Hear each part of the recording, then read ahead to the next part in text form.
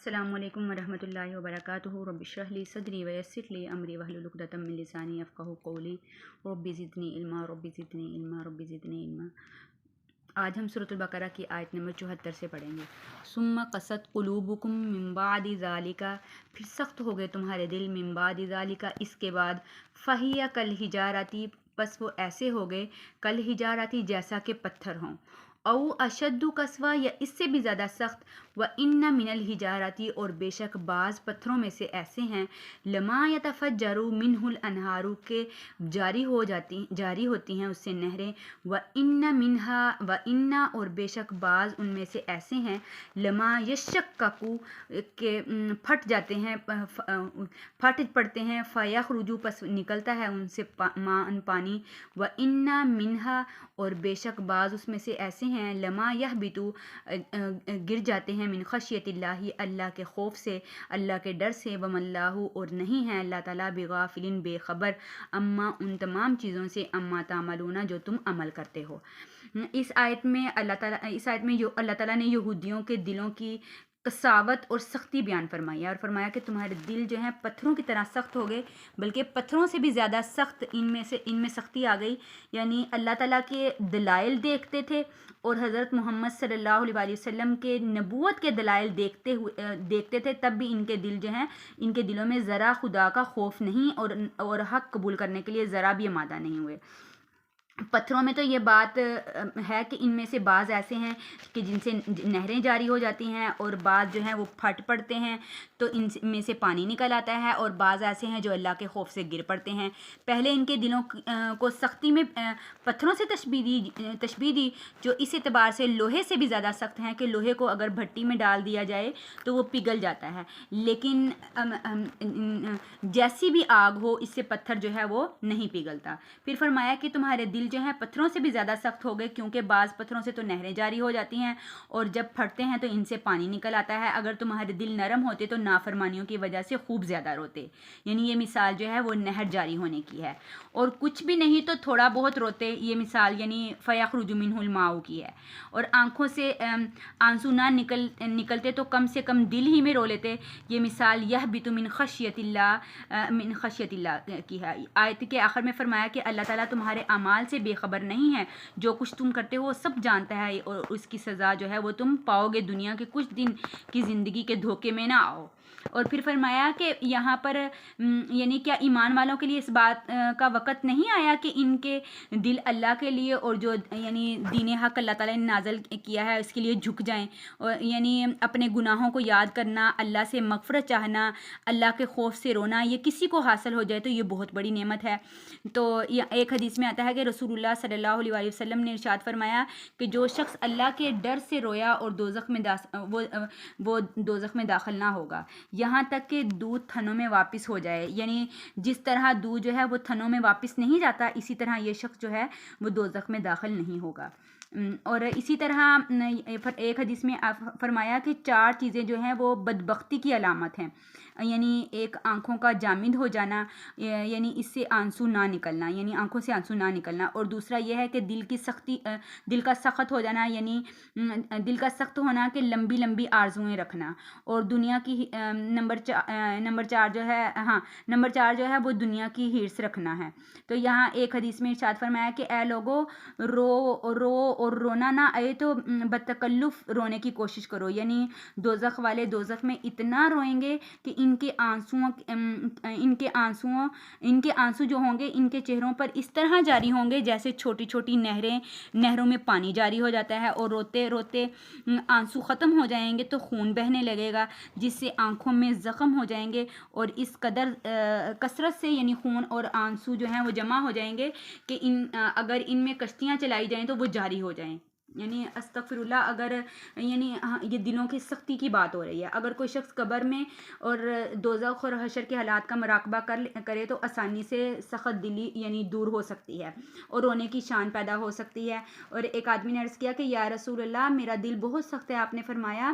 کہ یتیم کے سر پر ہاتھ پھیرا کرو اور مسکین کو کھانا کھلایا کرو، یعنی کثرت ذکر سے دل جو ہے نرم ہو جاتے ہیں، اور زیادہ بولنے سے سختی آتی ہے۔ حضرت ابن عمر رضی اللہ تعالیٰ عنہ سے روایت ہے کہ رسول اللہ صلی اللہ علیہ وآلہ وسلم نے ارشاد فرمایا کہ اللہ کے ذکر کے علاوہ زیادہ بات نہ کیا کرو، کیونکہ ذکر اللہ کے علاوہ بات کرنا دل کی سختی کا سبب ہے، یعنی لوگوں میں سب سے زیادہ اللہ سے دور وہ شخص ہے جس کا دل جو ہے وہ سخت ہوتا ہے۔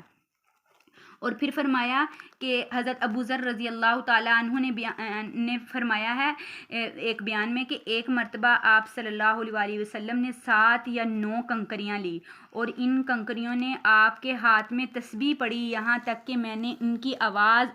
ایسے سنی جیسے شہد کی مکھیوں کی بنبناہٹ ہوتی ہے۔ پھر آپ نے ان کو رکھ دیا تو ان کی گویائی جو ہے وہ ختم ہو گئی۔ پھر آپ نے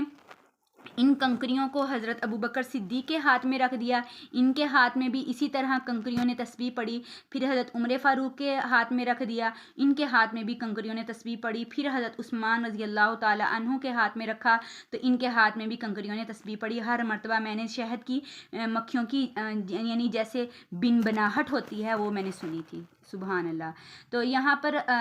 حضور اکرم صلی اللہ علیہ وآلہ وسلم جو ہے وہ جہاد کے لیے خیبر تشریف لے گئے تھے۔ وہاں ایک یہودی عورت نے بکری کا ایک ہاتھ بھون کر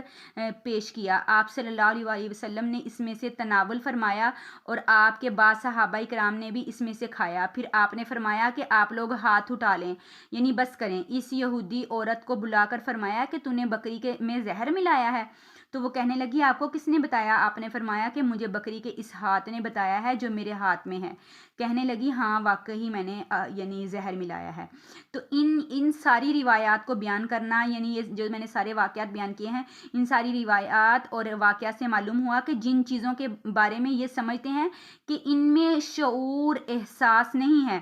تو اس کی وجہ یہ ہے کہ ہمیں ان کے اس احساس اور ادراک کا پتہ نہیں، ورنہ اس میں احساس اور شعور ہے۔ یعنی اللہ تعالیٰ نے ہر ایک میں شعور پیدا کیا ہے، وہ اللہ کے ذکر میں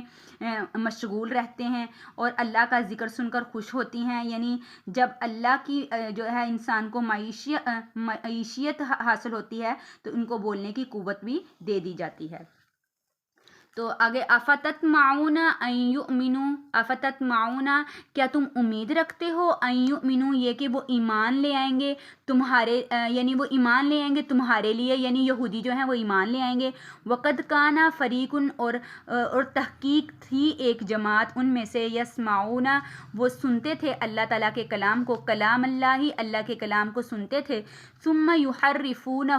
پھر وہ تحریف کر دیتے تھے یا وہ بدل دیتے تھے اس کو، من بعد ما عقلوہ اس کے بعد جو وہ سمجھتے، وہم یعلمون اور وہ جانتے بھی ہوتے تھے، یعنی وہ جاننے کے باوجود بھی اس کے اندر تحریف کر دیتے تھے۔ اس آیت میں مسلمانوں کی یہ امید اور آرزو ختم فرما دی کہ یہودی ایمان لائیں گے، اور فرمایا کہ ان کا یعنی جو پچھلے اسلاف کا یہ حال تھا کہ اللہ کا کلام سنتے تھے پھر جانتے بوجھتے اور سمجھتے ہوئے بھی اس میں تحریف کر دیتے تھے۔ یعنی اس کے اندر اس آیت میں جو اللہ تعالیٰ کا کلام سن کر اس میں تحریف کرنے کا ذکر ہے، اس کے بارے میں حضرت عبداللہ ابن عباس نے فرمایا ہے کہ اس میں ایک واقعے کا ذکر ہے کہ جب حضرت موسیٰ علیہ السلام 70 آدمیوں کو اپنے ساتھ لے کر گئے، وہاں انہوں نے اللہ تعالیٰ کا کلام سن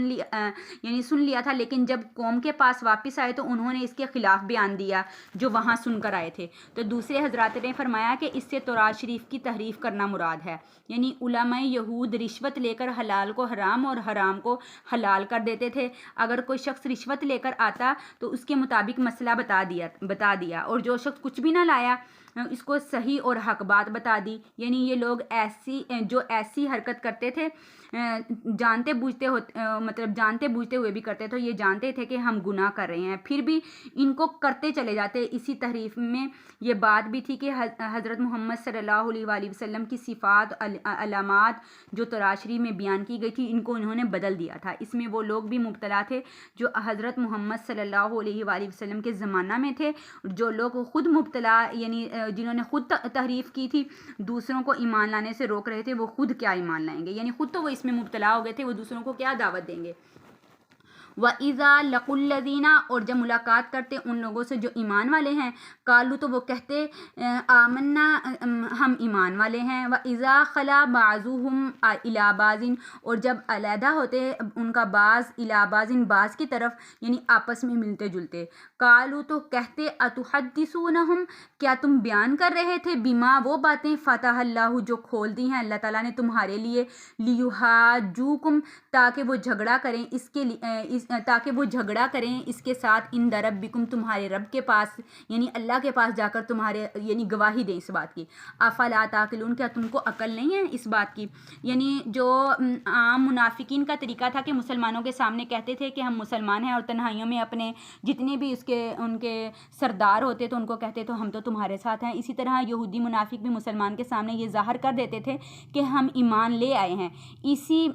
ظاہر کرنے میں یہ بھی کہہ جاتے تھے کہ تورات شریف میں ایسا ایسا لکھا ہے، اور اس میں حضرت محمد صلی اللہ علیہ وآلہ وسلم کی بعثت کی بشارت اور آپ کی علامات اور صفات موجود ہیں، اور ان علامات اور صفات سے صاف ظاہر ہے کہ آپ واقعی اللہ کے سچے نبی اور رسول ہیں۔ بعض مفسرین نے یہ بھی لکھا ہے کہ جب اہل مدینہ یعنی اوس اور خزرج نے یہود مدینہ سے مشورہ کیا کہ حضرت محمد صلی اللہ علیہ وآلہ وسلم سے ہماری ملاقات ہوئی ہے اور ہم لوگ ان پر ایمان لائے ہیں اور وہ ہجرت فرما کر مدینہ منورہ تشریف لا رہے ہیں، ان کے بارے میں تم لوگوں کا کیا خیال ہے؟ تو سادہ دل یہودیوں نے کہہ دیا کہ ہاں ان پر ایمان لاؤ، وہ نبی ہیں۔ پھر جب تنہائیوں میں ایک دوسرے سے ملتے آپس میں کہتے کہ تم لوگ عجیب ہو، مسلمانوں کے سامنے حضرت محمد صلی اللہ علیہ وآلہ وسلم کی نبوت کا اقرار کرتے ہو، ان کو یہ بھی بتاتے کہ ان کا ذکر اور یعنی ان کی صفات جو ہیں تورات شریف میں موجود ہیں، یہ تو تم کو اپنے اوپر یعنی حجت قائم کر رہے ہو، یہ تو یعنی ان کو منع کر رہے تھے کہ لیحاجوکم بہ عند ربکم، جب قیامت کا دن ہوگا تو مسلمان قیامت اللہ تعالیٰ کے حضور میں تم پر حجت قائم کر دیں گے کہ خود تم اپنے اقرار سے پکڑے جاؤ گے، تم نے ان سے کہا کہ واقعی نبی ہیں اور خود ان کی نبوت کو نہ مانا، تمہارا اقرار خود تم پر حجت ہوگا، یعنی لہٰذا ایسی باتیں کیوں کرتے ہو جو تمہارے خلاف حجت بنیں گی؟ تو تمہیں اتنی بھی سمجھ نہیں ہے خود اپنے اقرار کی، یعنی اپنے لیے غلط کر رہے ہو کہ اپنے آپ کو پر ذبح کا انتظام کر رہے ہو، اپنے آپ کو اللہ سے یعنی نافرمانی کر رہے ہو، اپنے لیے حجت قائم کر رہے ہو۔ تو اب ایک بار ترجمہ سن لیں۔ ثم قست قلوبکم پھر سخت ہو گئے تمہارے دل، من بعد ذالک اس کے بعد، فہی کالحجارتی پس وہ ایسے ہو گئے جیسا کہ پتھر ہیں، او اشد قسوہ یا اس سے بھی زیادہ سخت ہیں، وان من الحجارتی اور بے شک من الحجارتی بعض پتھروں میں سے ایسے ہیں، لما یتفجر منہ الانہار البتہ اس میں جاری ہو جاتی ہیں اسے نہریں، وَإِنَّا اور بے شک بعض ان میں سے ایسے ہیں، لما یشققوا کے پھٹ پڑتے ہیں، فیخرجوا یعنی کچھ پتھر ایسے ہیں وہ پھٹ جاتے ہیں، فیخرجوا پس نکلتا ہے اسے ان پانی، وَإِنَّ مِنْهَا اور بے شک ان میں سے بعض ایسے ہیں، لما یہبطوا البتہ جو گر جاتے ہیں، من خشیت اللہ اللہ کے ڈر سے، وَمَا اللَّهُ اور نہیں ہے اللہ تعالیٰ بغافل بے خبر اما ان چیزوں سے تعملون جو تم عمل کرتے ہو۔ افتطمعون ان یؤمنوا کیا تم امید رکھتے ہو ان یؤمنوا یہ کہ وہ ایمان لائیں گے تمہارے لیے، یعنی ان کے اسلاف نے ان کے ساتھ اتنا برا کیا، وہ ایمان نہیں لائے تو یہ کیسے ایمان لے آئیں گے؟ وقد کانا اور تحقیق تھی ایک جماعت ان میں سے، یسمعون وہ سنتے تھے اللہ تعالیٰ کے کلام کو، ثم یحرفونہ پھر وہ تحریف کر دیتے تھے یا وہ بدل دیتے تھے اس کو، من بعد اس کے بعد، ما عقلوہ جو وہ سمجھتے، وہم یعلمون اور وہ جانتے بھی تھے، وَإِذَا لَقُوا الَّذِينَ اور جب ملاقات کرتے ان لوگوں سے، آمنوا جو ایمان والے ہیں، قالوا تو وہ کہتے آمنا ہم تو ایمان والے ہیں، وَإِذَا خَلَا بَعْضُهُمْ اور جب علیحدہ ہوتے، بعضهم ان کا بعض، الی بعض بعض کی طرف یعنی آپس میں جب ملتے جلتے، قالوا تو وہ کہتے اتحدثونہم کیا تم بیان کر رہے تھے، بما وہ باتیں فتح اللہ یعنی جو کھول دی اللہ تعالیٰ نے تمہارے لیے، یعنی یہاں پر یہ مراد ہے کہ بڑے یہودی جو تھے وہ چھوٹے یہودیوں کو ڈانٹتے تھے کہ تم ان کو سچا کیوں کہہ رہے ہو، کہ نبی علیہ الصلوۃ والسلام کی تم تعریف کیوں کر رہے ہو، لیحاجوکم کہ تاکہ وہ حجت بن جائے تمہارے لیے اس کے ساتھ، یا وہ جھگڑا کرنے لگے اس کے ساتھ، عند ربکم تمہارے رب کے پاس، یعنی کل قیامت کے دن وہ تمہارے لیے جو ہے وہ خطرے کا باعث نہ بن جائے۔ افلا تعقلون کیا تم کو عقل نہیں ہے؟ وآخر دعوانا ان الحمد للہ رب العالمین۔